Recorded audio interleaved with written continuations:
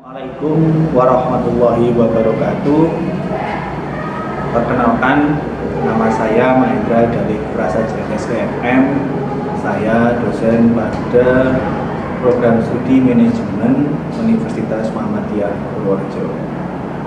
Saya mengampu mata kuliah manajemen keuangan yang ada di semester 2. Secara umum, mata kuliah manajemen keuangan akan membahas banyak aspek, dimulai dari yang pertama dasar-dasar manajemen keuangan, lalu nilai waktu uang, penilaian saham, penilaian obligasi, analisis kebijakan dividen, analisis keputusan investasi, struktur modal, serta modal kerja.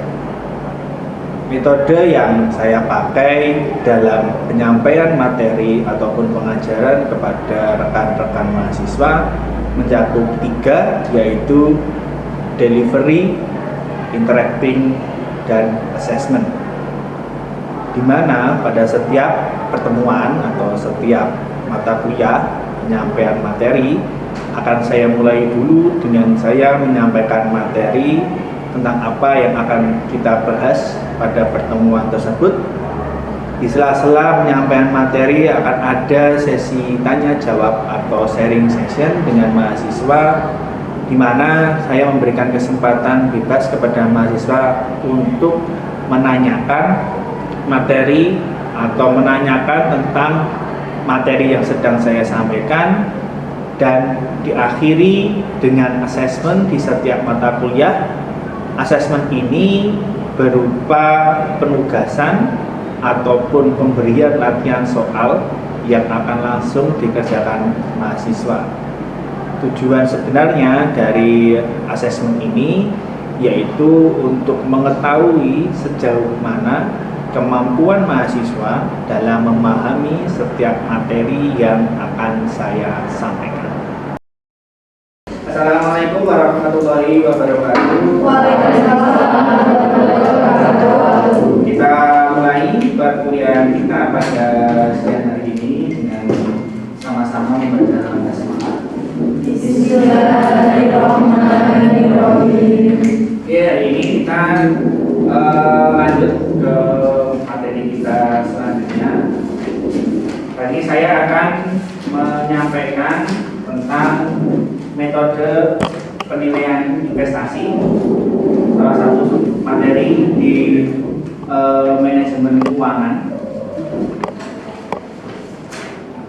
Secara garis besar atau secara umum, materi ini tentang metode penilaian investasi. Yang pertama, digunakan untuk menentukan usulan proyek investasi itu akan diterima ataupun ditolak. Untuk menentukan investasi atau usulan investasi itu akan diterima atau ditolak, maka semua usulan proyek investasi tersebut harus dinilai terlebih dahulu.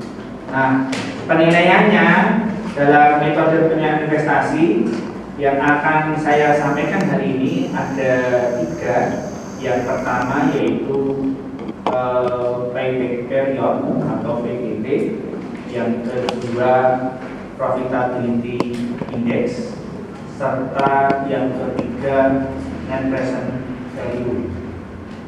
Di mana sebenarnya secara umum metode penilaian investasi ini banyak sekali metodenya, kurang lebih ada 7 metode. Tetapi dalam perkuliahan kita siang hari ini yang akan saya sampaikan yaitu ada 3 metode. Ini secara garis besarnya metode periode pengembalian, metode nilai secara mustika atau net present value, accounting rate of return, indeks profitabilitas atau tadi yang saya sebutkan PI atau profitability index, sama saja internal rate of return, modified internal of return, dan gabungan antara represent value dan ARM. Oke, kita masuk ya metode yang pertama. Di metode periode pengembalian atau payback period itu secara pengertian jangka waktu yang dibutuhkan untuk mengembalikan nilai investasi melalui penerimaan atau pendapatan yang ada di sini dari proyek investasi tersebut, atau sebenarnya gantangannya di sini seberapa lama proyek itu akan balik modal. Bahasa lebih gampangnya lagi, kalian mulai usaha misalkan menargetkannya 2 tahun sudah balik modal, sudah balik untung. Nah, dengan payback period ini akan lebih mudah, akan lebih memastikan usaha yang akan saya lakukan ini jangka waktunya kita membutuhkan waktu sekitar 2 tahun. Jadi ketika payback periodnya ini itu lebih dari nilai yang kita taksir atau nilai yang kita perkirakan, maka payback periodnya ini tidak layak untuk dilanjutkan. Tadi yang pertama payback period secara definisi atau payback period secara pengertian. Nah, ini kita langsung masuk ke praktek menghitungnya, nggak usah lama-lama tentang teorinya. Kita langsung ke menghitungnya untuk menentukan berapa periodenya. Jadi satuannya untuk payback period ini itu tahun karena waktu. Terusnya kurang lebih seperti ini. N di sini menunjukkan tahun terakhir jumlah arus kas atau berapa tahun investasi itu akan dijalankan. A menunjukkan investasi awalnya atau investasi mula-mulanya. B menunjukkan jumlah kumulatif arus kas pada tahun N. Sedangkan C menunjukkan jumlah kumulatif arus kas pada tahun N+1. Jadi sebelum teman-teman semua menghitung dengan rumus ini, itu dicari dulu berapa arus kas kumulatifnya, mulai dari arus kas kumulatif tahun pertama sampai dengan jumlah arus kas kumulatif tahun terakhir atau tahun yang diminta. Nah, ini contoh soalnya. Yang pertama, suatu usulan proyek investasi dengan nilai 600 juta. Nah, ini menunjukkan investasi awalnya ya. Investasi mula-mulanya itu 600 juta dengan umur ekonomisnya selama 5 tahun. Syarat periode pengembalian ini yang dinamakan tadi M, menunjukkan berapa tahun waktu yang diminta atau yang disarankan dengan arus kasnya seperti ini. Tahun pertama 300, 250, 200, 150, 100 juta. Jadi sekali lagi sebelum semuanya menghitung dengan rumus tadi, kalian cari dulu arus kas kumulatifnya ya. Arus kas kumulatif itu gambarnya adalah menggunakan dari tahun pertama ke tahun kedua, ketiga dan seterusnya sampai arus kas kumulatif tahun kelima itu ditambahkan yang terakhir 100 juta. Sebelum saya melanjutkan ke cara menghitung penilaian investasi yang berikutnya, silakan semuanya untuk mencoba mengerjakan latihan soal ini. Lalu nanti saya minta satu untuk ada yang mengerjakan di depan. Kita sama-sama lihat, sama-sama nilai apakah pengerjaannya sudah tepat atau belum. Silakan, saya beri waktu 5 menit untuk mengerjakan latihan soal ini. Yang dicari terakhir adalah berarti pendek periodnya berapa tahun. Satuan di pendek period itu waktu ya, M itu sama dengan tahun.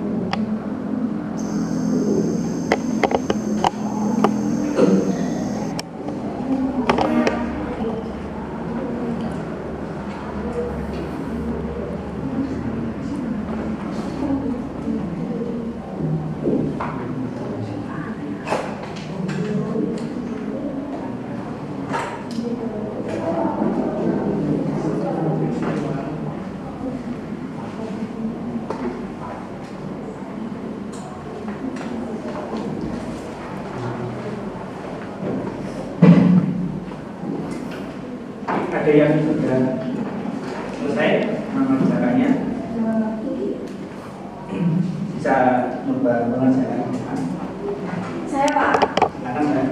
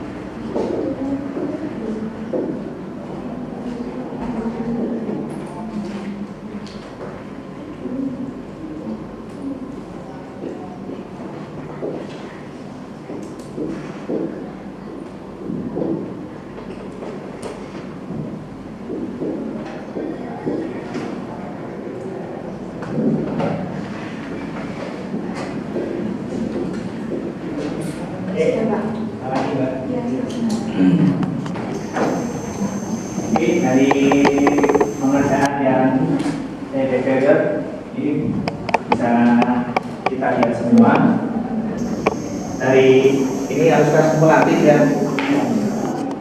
Tahun pertama pasti harus kumulatifnya sama.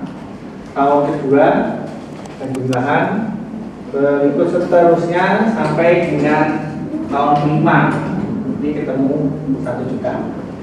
Kita masuk langsung ke rumusnya, N-nya 2 karena di situ syarat periode pengembaliannya 2 tahun. A, nilai investasi awalnya 600 juta dikurangi B, arus kas kumulatif tahun kedua atau tahunnya periode pengembalian 550 dibagi C, arus kas kumulatif tahun N+1, N-nya 2 berarti N+1 nya tahun ketiga 750 dikurangi B lagi arus kas kumulatif tahun ke N, maka hasilnya ketemu 2,25 tahun atau 2 tahun 3 bulan. Nah, syarat utama di periode pengembalian itu PBB dianggap layak sebagai syarat investasi ketika nilai periode pengembaliannya kurang dari syaratnya atau minimal sama dengan syaratnya. Maka ketika hasilnya 2,25 atau lebih dari 2 tahun, maka dengan periode pengembalian ini proyek atau usulan proyek investasinya ditolak karena lebih dari syarat yang ditentukan. Oke, ini untuk yang pertama, menghitung kelayakan investasi atau menghitung penilaian investasi. Jadi saya lanjutkan dengan penghitungan yang kedua, yaitu net present value.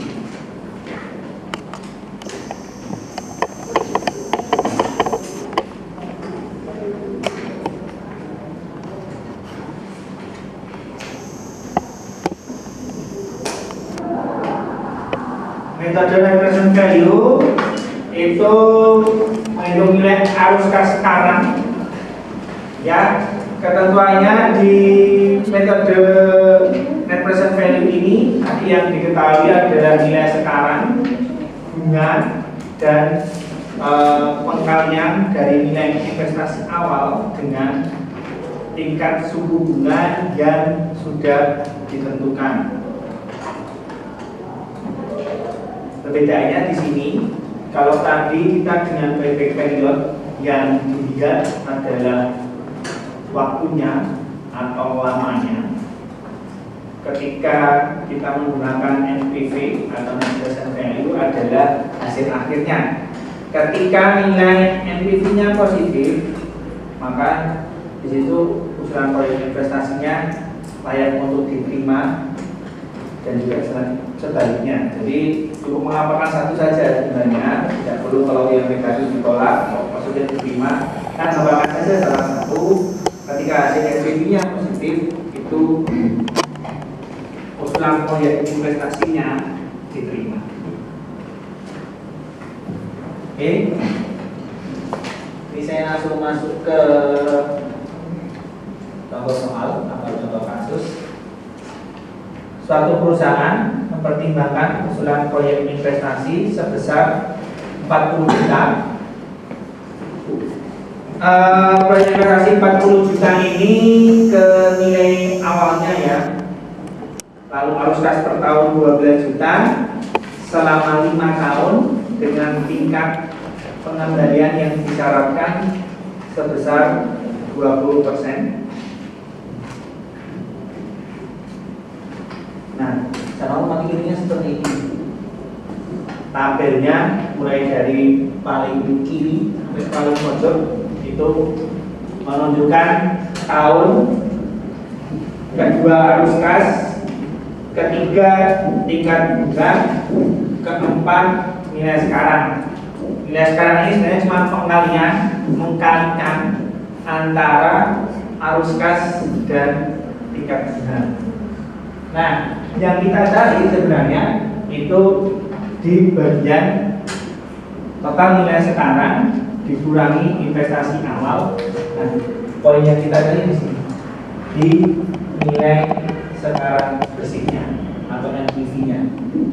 Ketika nanti di sini NPV-nya hasilnya positif, nah, maka usaha proyek investasinya itu layak untuk dilanjutkan atau sebelum saya lanjutkan ke cara penyelesaiannya, ada yang mau ditanyakan terlebih dahulu? Silakan, Mbak. Izin bertanya terkait penggunaan metode penilaian investasi digunakan untuk mengembalikan investasi. Yang saya tanyakan, apakah setiap akun itu dihitung secara sendiri-sendiri atau bagaimana ya, Pak? Oke, melihat di penilaian investasi itu yang diukur sebenarnya secara keseluruhan atau general, karena menghitung kelayakan investasi seperti yang saya sampaikan di awal tadi kan ada beberapa metode. Nah, beberapa metode sebenarnya itu digabungkan. Jadi ketika semua metode itu layak atau hasilnya layak diterima, ya berarti kesimpulan investasinya seperti itu. Lalu yang digunakan jelas bukan satu persatu ya, tapi semuanya. Jadi ketika akan menentukan kesimpulan akhirnya untuk proyek investasi itu nanti dilanjutkan atau tidak dilanjutkan, nah kita harus melihat semuanya. Kalau tadi tentu yang pertama yang sudah dikerjakan teman-teman dari depan itu PBB-nya tidak layak untuk dilanjutkan karena hasilnya lebih dari 22 tahun. Sedangkan yang kita syaratnya itu maksimal sama dengan periode penungguan. Oke, ada lagi yang mau ditanyakan?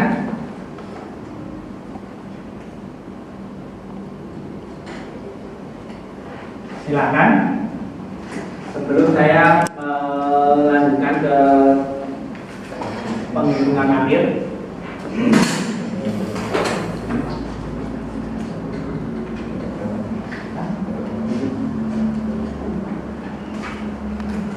Oke, silakan Mas.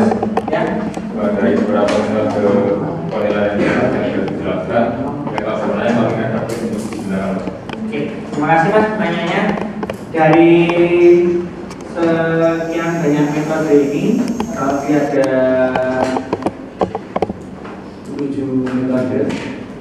Menurut saya yang paling efektif itu yang ini yang net present value, karena komponen yang ada di net present value ini yang paling lengkap.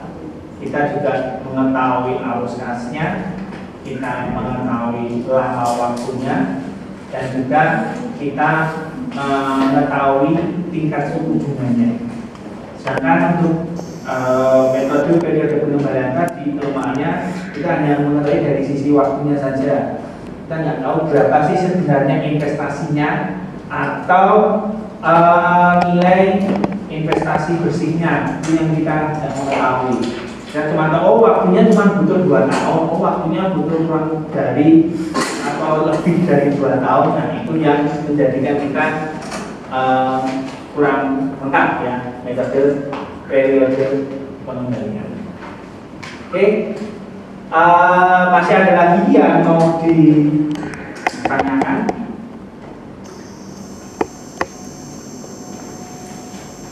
Oke,